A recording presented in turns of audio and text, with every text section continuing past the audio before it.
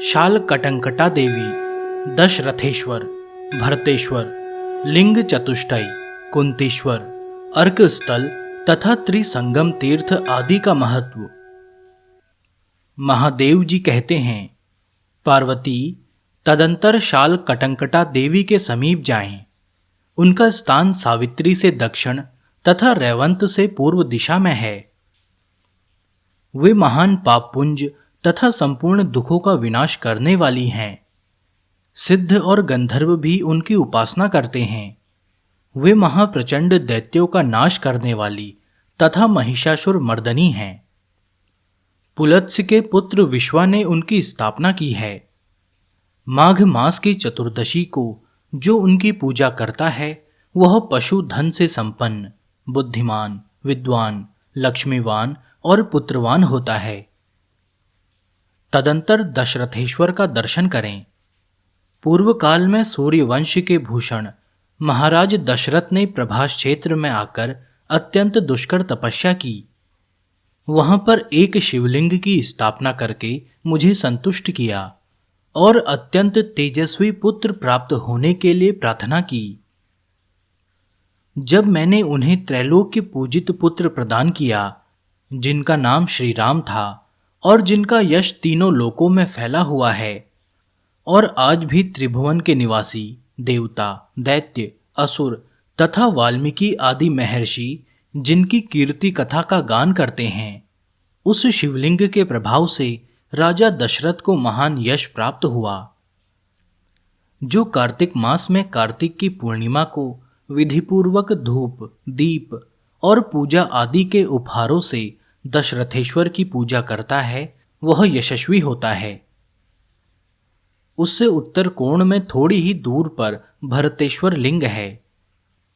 भूतल में भरत नाम से प्रसिद्ध एक राजा हो गए हैं, जिनके नाम से लोक में इस देश को भारतवर्ष कहते हैं।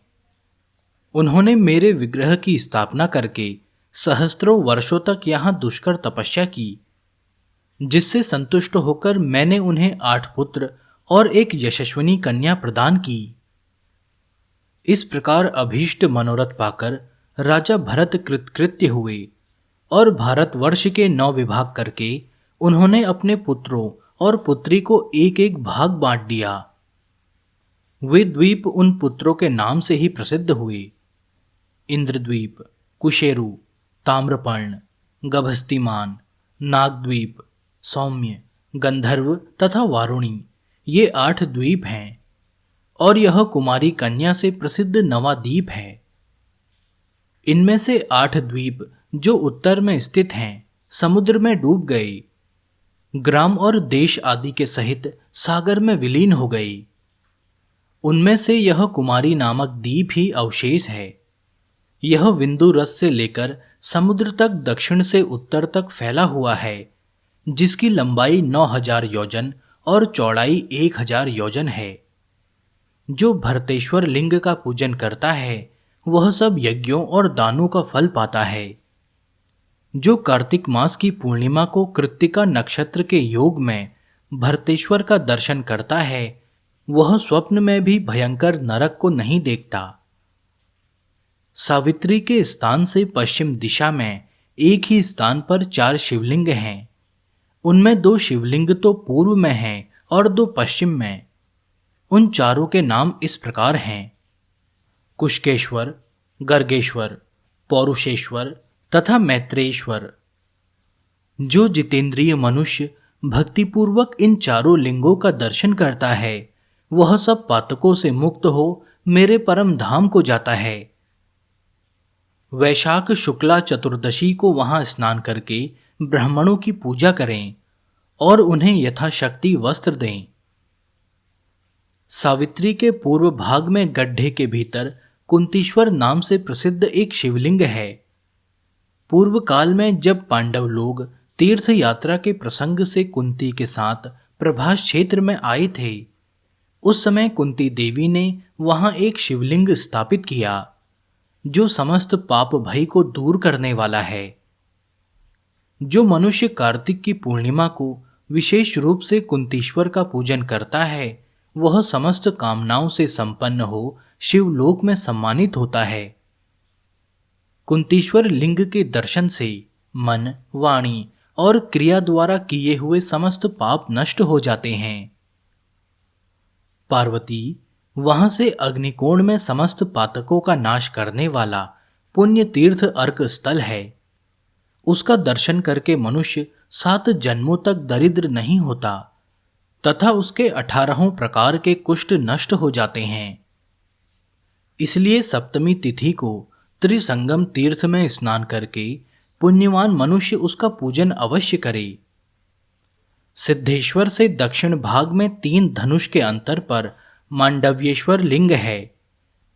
जो माघ मास की चतुर्दशी को जितेंद्रिय होकर उसकी पूजा करके रात में वहां जागरण करता है, वह यमलोक में नहीं जाता।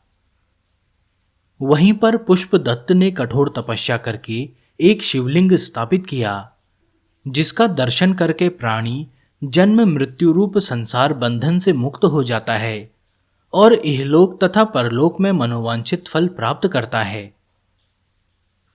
सिद्धेश्वर के पास ही थोड़ी दूर पूर्व की ओर क्षेत्रपेश्वर नामक उत्तम लिंग है।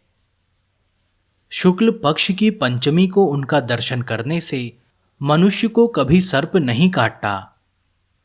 सरस्वती, हिरण्या और समुद्र का संगम देवताओं के लिए भी दुर्लभ है। उसका नाम मिश्र तीर्थ है।